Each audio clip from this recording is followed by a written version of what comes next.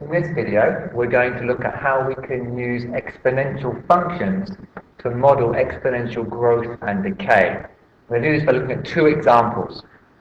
This first example, we're told that AT, which is in thousands, is the population of a city, and it's modeled by the function 30e to the 0.02t, where t is the number of years after 2010.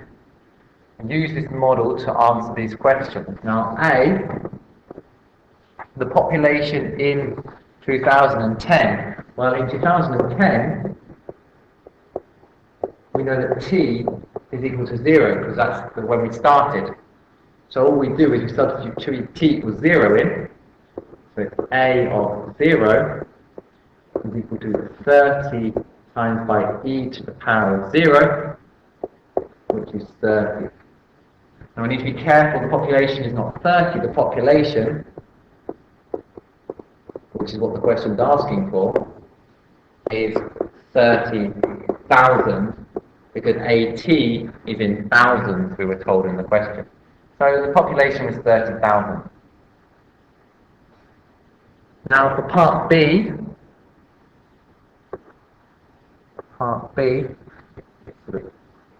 into some space here. Part B, what percentage is the population of the city increasing each year?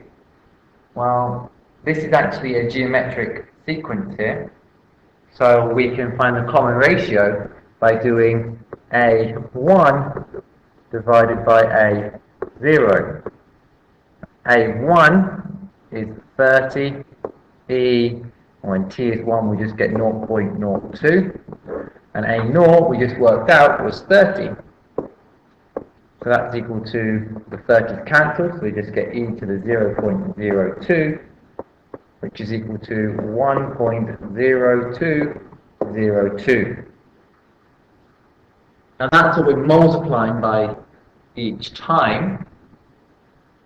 So we need to be a little bit careful, because that's not what percentage the population is increasing by, that's what we're multiplying by. If that's the increase, then the percentage is this bit here. The 1.0 tells us it's an increase. So the percentage increase is equal to 2.02%. Part C. What will the population of the city be in 2020? Well, in 2020, that's 10 years later, t is equal to 10. So we're looking for A of 10, which is 30 e to the 0.02 times by 10, which is 30 e to the 0.2, which is equal to 36.642. So the population, again we have to be careful, we're dealing with thousands here. The population in 2020 will be 36,642.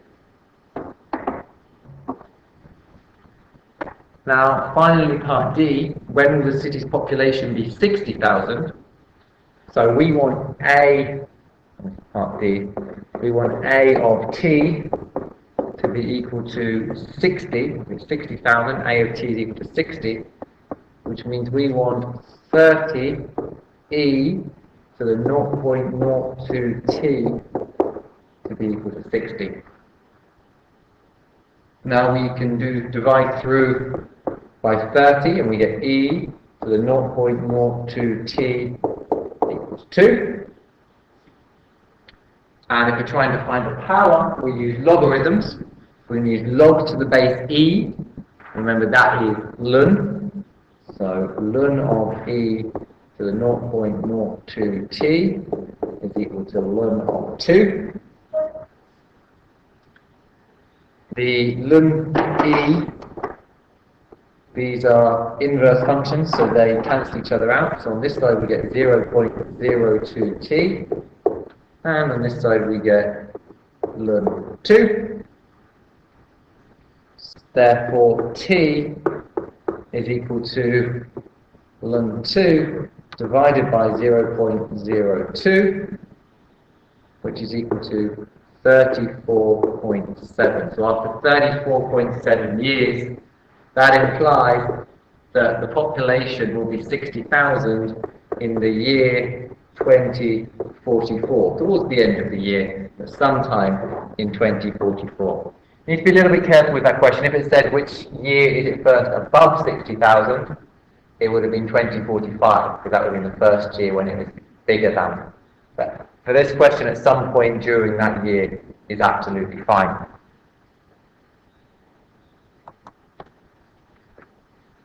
In the second example, we're told a casserole is removed from the oven and cools according to the model temperature T is equal to 85 e to the minus 0.1 T, where little t is minutes and big T is temperature. A, what is the temperature of the casserole when it is removed from the oven? Well, again, just like in the last one, that's when T is equal to 0. So we're looking at T of 0, which is 85 e to the 0, which is 85. So the starting temperature, so the temperature removed, the temperature when removed, is equal to 85 degrees Celsius. In part B,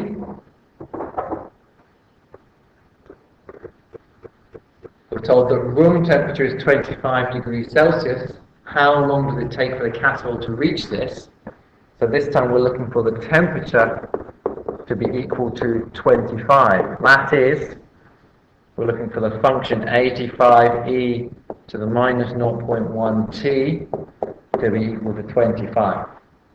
And to solve this, similar to the last example, we divide by 85, so e to the minus 0.1 t equals 25 divided by 85, which simplifies to 5 over 17. And we put that in our calculator.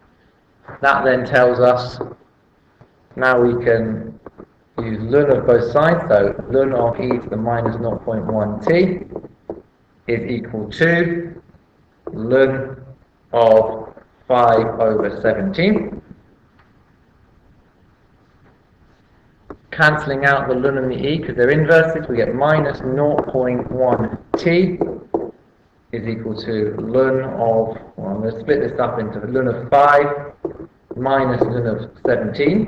And we can do that because of our laws of logs. Ln of 5 over 17 is the same as ln of 5 minus ln of 17. We've seen that in previous videos. Therefore, t is equal to all of that divided by 0.1, which is the same as timesing by 10 or times by minus 10. So it's minus 10 times by ln of 5 minus ln of 17, which is equal to 12.24. So the answer, how long will it take? It takes 12.2 minutes for the casserole to reach room temperature. And this is two examples, one of exponential growth, the first one, when the power was positive, and the second one is exponential decay, when the power is negative. And we can use these models to calculate things. Often we are asking these questions to find a time for how long it takes one of these things to happen. That is, we're finding the power, and we're going to have to use logs to solve that problem.